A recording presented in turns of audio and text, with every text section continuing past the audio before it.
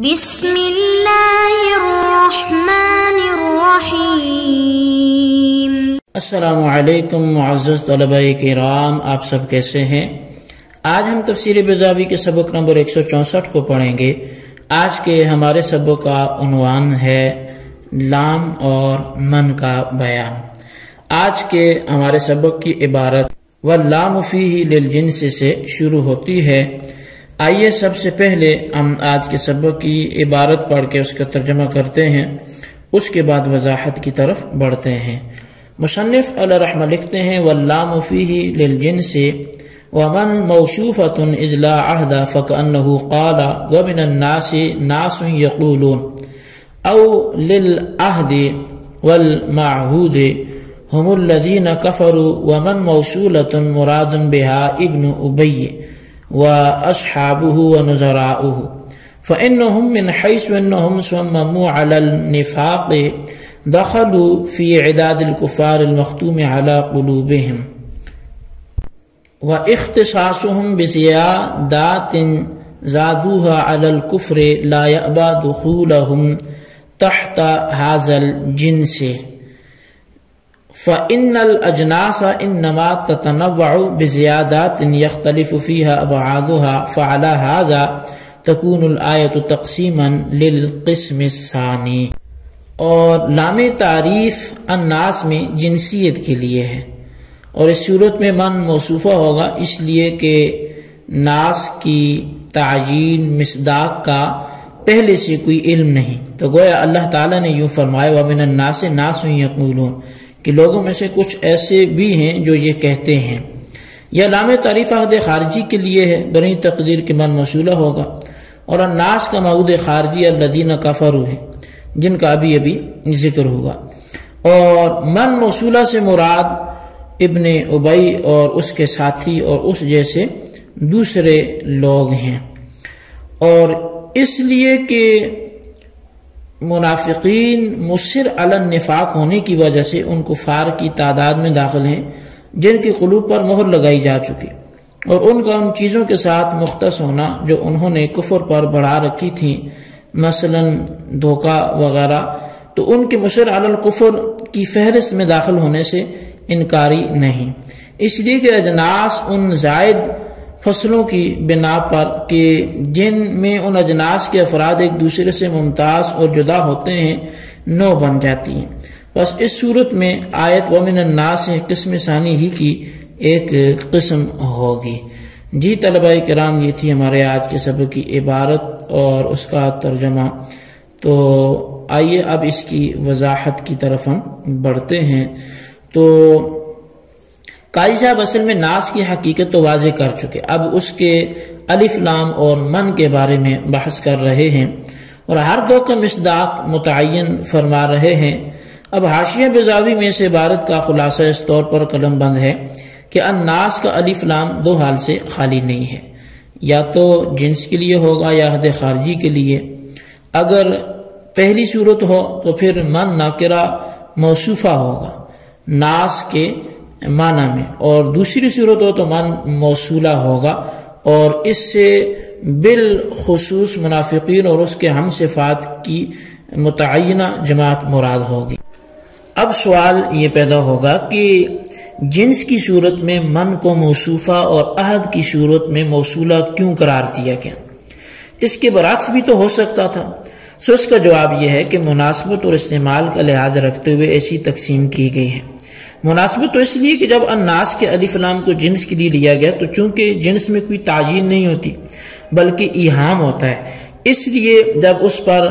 من تبعیدیہ داخل کیا گیا اور ان بعض کی من کے ذریعے تفصیل کی گئی تو وہ بعض افراد بھی مبہم ہوئے، اور ظاہر ہے کہ مبہم کی تعجین کے لیے نکرہ ہی مناسب ہے، اس لیے جنس کی صورت میں جو من ہے وہ نکرہ موصوفہ قرار دیا گیا۔ اس کے برخلاف جب لام عہد خارجی کے لیے مانا جائے تو چونکہ کل ناس متعین ہیں، اس لیے ان کے بعض بھی متعین ہوں گے، اور متعین کی تفسیر کے لیے معرفہ جو ہے وہ زیادہ لائق ہے۔ اس لیے عہد خارجی کی شکل میں من کو موصوفہ قرار دیا گیا، اور یہ استعمال اللہ تعالیٰ کے فرمان میں بھی موجود ہے، جہاں ارشاد فرمایا من المؤمنین رجال صدقوا، کہ مومنین میں سے بہت سے ایسے ہیں کہ جنہوں نے سچ کر دکھایا۔ یہاں چونکہ المؤمنین پہ لام جنس کے لیے ہے، لہٰذا جب اس کے بعض کو بیان کرنا ہوا تو رجال نکرہ لایا گیا، اور منہم الذین یؤذون النبی، کافروں میں سے فرمایا کہ بعض ایسے ہیں جو نبی علیہ الصلوۃ والسلام کو تکلیف پہنچاتے ہیں۔ اب اس میں چونکہ ہم سے مراد معینہ مراد تھے، اس لیے ان کے بعض کو تعبیر کرنے کے لیے اس میں موصول معرفہ ذکر کیا گیا۔ اچھا، بعد نے یہ شبہ پیدا کیا ہے کہ الناس کے لام تعریف کو جنس پر محمول کرنے کی صورت میں کلام مفید معنی نہ ہوگا، کیونکہ من الناس خبر مقدم اور من یقول الی آخرہ، یعنی جو اس کے آخر تک ہے وہ مبتدا مؤخر ہے، پس مبتدا خبر کے لحاظ سے جو ہے وہ ترجمہ یہ ہوگا، اگر مبتدا خبر کے لحاظ سے کریں، کہ بعض لوگ جو یہ کہتے ہیں کہ جنس ناس میں سے ہیں، اور یہ بات یعنی قائلین کا جنس ناس میں سے ہونا یہ مخاطب کو پہلے سے ہی معلوم تھا، کیونکہ انسان کے علاوہ یہ کلام اور کون کہہ سکتا ہے، بس فائدہ حاصل نہ ہوا۔ تو جواب یہ ہے کہ یہ کلام بطور تعجب کے ہے، یعنی اللہ تعالیٰ یہ کہنا چاہتا ہے کہ ایسا کہنا اور ایسی صفات رکھنا انسانیت کے منافی ہیں، یہ تو مجانین کی باتیں ہیں، بس چاہیے تو یہ تھا کہ اس کو انسان نہ کہتے، مگر تعجب ہے کہ تم ان کو جنس ناس میں سے شمار کرتے ہو۔ اچھا، یہ تو ساری ہماری بات تھی جو لام جنس کے لیے اور من موصوفہ کے حوالے سے۔ اب فَإِنَّهُمْ مِنْ حَيْثُ سے جو قاضی صاحب بیان کرتے ہیں، یہ ایک اشکال کا جواب دے رہے ہیں۔ اشکال یہ ہے کہ لام عہد کی صورت میں ناس سے الذین کفروا یعنی مصرین علی الکفر مختوم علی قلوبہم مراد ہیں، یعنی وہ لوگ جو کفر پر اصرار کرتے ہیں اور ان کے دلوں پر مہر لگی ہوئی ہے وہ مراد ہیں۔ تو یعنی من یقول کہ منافقین کو ان کا بعض قرار دیا گیا، اور بعد شیء شیء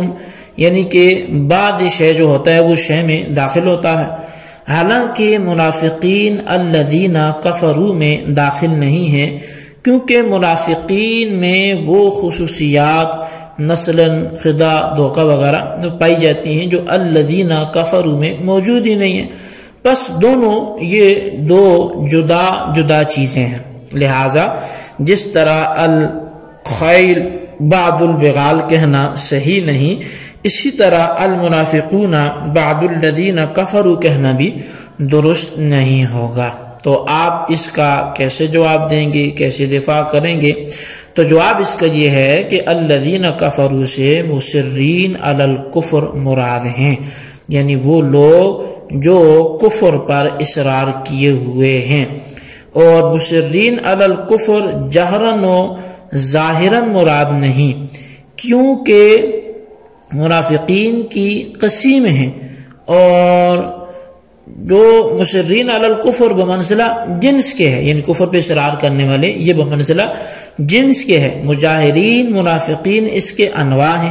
بس جس طرح نو اپنی جنس کے تحت داخل ہوتی ہے اور اس کا اختصاص دخول سے معنی نہیں ہوتا، اسی طرح منافقین مصر علی النفاق ہونے کی وجہ سے الذین کفروا میں داخل ہوں گے۔ بس اس صورت میں آیت تقسیم ثنائی کی حامل ہوگی، گویا الذین یؤمنون بالغیب سے اللہ اپنے بندوں کی دو قسمیں بیان فرماتا ہے اور دو تقسیمیں کر دی، مومنین مصرین علی الکفر پر تقسیم اولا ہوئی، اور پھر اس قسم ثانی یعنی علی الکفر کی دو قسمیں ہوئی، مجاہرین اور پھر نمبر دو منافقین۔ اس وضاحت سے معلوم ہوا کہ مصرین علی الکفر ایک جنس تھی، اس نے مجاہرین اور منافقین کی شکل میں آ کر دو مختلف نوعوں کی حیثیت اختیار کر لی۔ جی طلبہ کرام، یہ تھی ہمارے آج کے سبق کی عبارت، اس کا ترجمہ اور اس کی وضاحت۔